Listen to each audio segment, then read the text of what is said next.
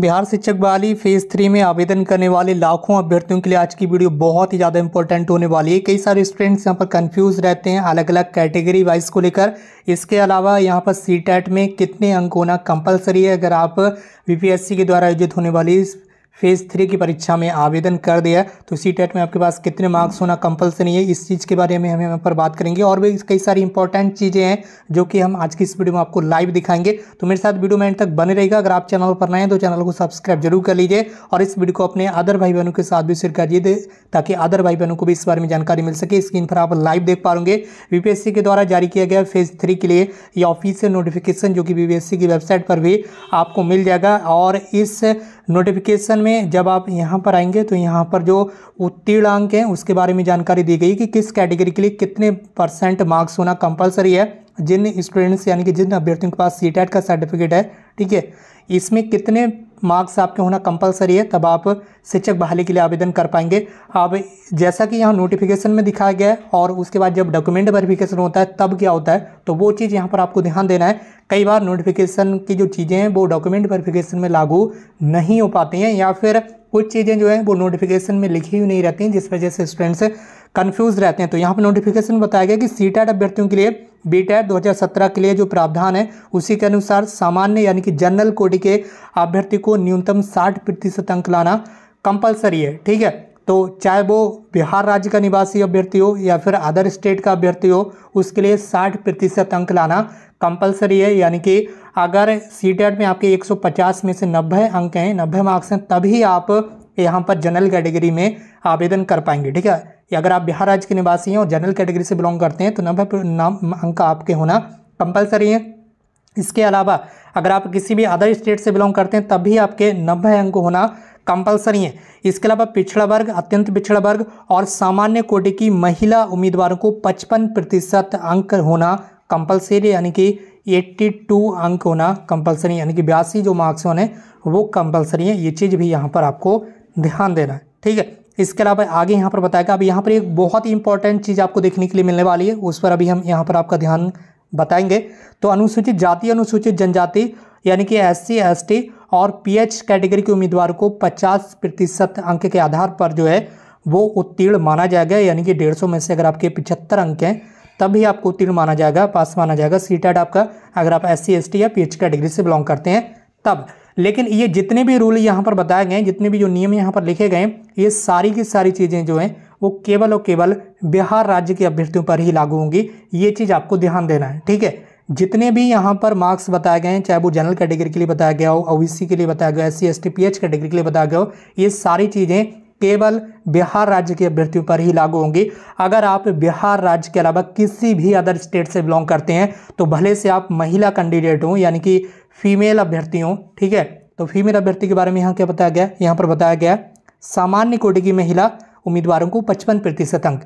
लेकिन अगर आप किसी अदर स्टेट से बिलोंग करते हैं तो और आप महिला उम्मीदवार हैं तो आपको लगेगा कि हम जनरल कैटेगरी से बिलोंग, हमारा जो सिलेक्शन है वो जनरल कैटेगरी में होगा। आप जनरल कैटेगरी में जाएंगे तो जनरल कैटेगरी के लिए तो यहाँ तो 55% अंक बताया है। तो आपके अगर 82 मार्क्स रहते हैं सीटेट में तो आपका यहाँ पर जो है सीटेट क्वालिफाई माना जाएगा। लेकिन जैसे ही आप यहाँ पर डॉक्यूमेंट वेरिफिकेशन कराएंगे तो वहाँ से वो आपको भगा देंगे, ठीक है। क्या कहकर भगाएंगे वो भी अभी हम यहाँ पर आपको ऑफिशियल दिखाने वाले हैं।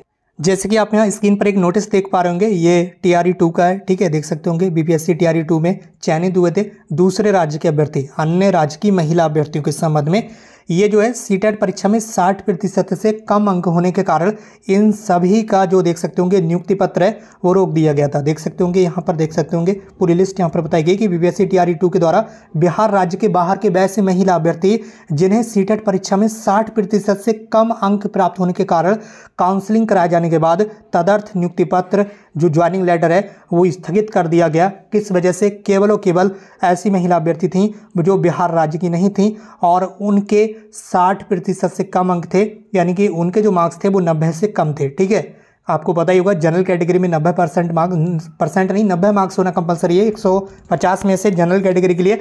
लेकिन अगर आप बिहार राज्य के अलावा किसी भी अदर स्टेट की महिला कैंडिडेट हैं तो आपको भी यहाँ पर 90 मार्क्स होना कंपलसरी हैं, जबकि नोटिफिकेशन में वो चीज़ मेंशन नहीं की गई है, जिस वजह से जो महिला अभ्यर्थी हैं वो यहाँ पर कंफ्यूज होती हैं और अगर उनके 90 से कम मार्क्स रहते हैं तब भी वो आवेदन कर देती हैं।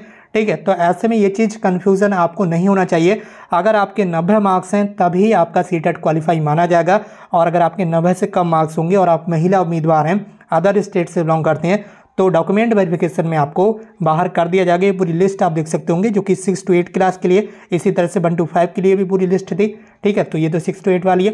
इसी तरह से प्राइमरी के लिए भी अलग अलग लिस्ट जारी की गई थी, जितने भी महिला उम्मीदवारों को बाहर किया गया था, इस वजह से बाहर कर दिया गया था क्योंकि उनके जो मार्क्स थे वो 90 से कम थे। जबकि नोटिफिकेशन में ये चीज़ बताई गई है जनरल कैटेगरी के लिए यहाँ पर 55% मार्क्स महिला उम्मीदवारों के लिए, लेकिन नोटिफिकेशन में जो चीज़ लिखी गई है वो केवल बिहार राज्य के अभ्यर्थियों के लिए लिखी गई है, इस वजह से आपको कन्फ्यूज़न होती है। इसी के साथ ऐसे अभ्यर्थी जिन्होंने सीटेट की परीक्षा जनवरी 2024 में दी है और वो उत्तीर्ण हो चुके हैं, ठीक है, लेकिन उनका जो सर्टिफिकेट या जो मार्कशीट है वो अभी तक डिजी लॉकर पर नहीं आई है, ठीक है, तो ऐसे अभ्यर्थियों को भी यहाँ पर प्रॉब्लम हो सकती है। प्रॉब्लम क्यों हो सकती है? पेज नंबर 15 पर जब आएंगे इस नोटिफिकेशन के, तो यहाँ पर आप देख सकते होंगे, यहाँ पर साफ साफ ये चीज़ें मेंशन की गई हैं सीटेट अभ्यर्थियों के लिए। ठीक है, सीटेट अभ्यर्थियों के लिए यहाँ पर ये चीज़ें मेंशन की गई हैं। इस पॉइंट को आप ध्यान से रीड करने की कोशिश करेंगे। सीटेट अभ्यर्थियों के लिए यहाँ पर ये जानकारी दी जा रही है कि प्राथमिक और मध्य विद्यालय यानी कि class 1 to 5 and class 6 to 8 के लिए सीटेट उत्तीर्ण उम्मीदवार प्रमाण पत्र अंक पत्र में अंकित सीरियल नंबर एवं निर्गत तिथि अंकित करेंगे। अब आपको पता होगा कि जिन अभ्यर्थियों ने सीटेट की परीक्षा जनवरी 2024 में दी है उनके पास सीरियल नंबर नहीं है, उन्होंने या तो नॉट अवेलेबल लिखकर फॉर्म फिल किया है, सीरियल नंबर में लिख दिया है नॉट अवेलेबल, या फिर कुछ अभ्यर्थियों ने यहाँ पर रोल नंबर लिख दिया है। ठीक है, तो ऐसे अभ्यर्थियों को भी प्रॉब्लम हो सकती है, क्योंकि बीपीएससी की तरफ से अगर आपको यहाँ पर जो है आपको फॉर्म करेक्शन करने का मौका नहीं दिया गया तो डॉक्यूमेंट वेरिफिकेशन में आपको प्रॉब्लम होगी, क्योंकि यहाँ पर नोटिफिकेशन में ये चीज़ लिखी गई है कि आपको सीटेट उम्मीदवार जो उत्तीर्ण हैं उनको, तो ऐसे में जिन अभ्यर्थियों ने फेज़ 3 के लिए सीटेट के यहाँ पर जो सीरियल नंबर मांगा गया है, यहाँ पर आप देख सकते हो कि सीरियल नंबर पूछा गया है, और अगर आपने यहाँ पर रोल नंबर लिखा है फॉर्म में तो आपको प्रॉब्लम होना लाजमी है। ठीक है, क्योंकि यहाँ पर नोटिफिकेशन में ये चीज़ क्लियर कर दी गई है कि प्रमाण पत्र के और अंक पत्र में जो सीरियल नंबर होता है वही आपको लिखना है, लेकिन अगर आपने नॉट अवेलेबल लिखा है या फिर आपने रोल नंबर लिखा है तो इससे आपको प्रॉब्लम हो सकती है। अगर बीपीएससी की तरफ से आपको फॉर्म करेक्शन करने का मौका नहीं दिया गया तो डॉक्यूमेंट वेरिफिकेशन में आपको भी बाहर किया जा सकता है। इस वीडियो को ज़्यादा से ज़्यादा शेयर कीजिए अपने फ्रेंड्स के साथ, ताकि अदर भाई बहनों को भी इस बारे में जानकारी मिल सके। और अगर आप चैनल पर नए हैं तो इसी तरह की और भी लेटेस्ट न्यूज़ के लिए चैनल को सब्सक्राइब करके बेल आइकन जरूर प्रेस कर लीजिए। इसके अलावा ये तो आपको पता चल ही चुका होगा कि बीपीएससी के द्वारा आयोजित होने वाली फेज़ 3 की जो परीक्षा है वो 15 और 16 मार्च को आयोजित की जाएगी प्रदेश भर के अलग अलग एग्जाम सेंटर्स पर। और दोस्तों आज की इस वीडियो में बस इतना ही, मिलते हुए एक नई वीडियो में एक नई इन्फॉर्मेशन के साथ। Thank you so much for watching this video.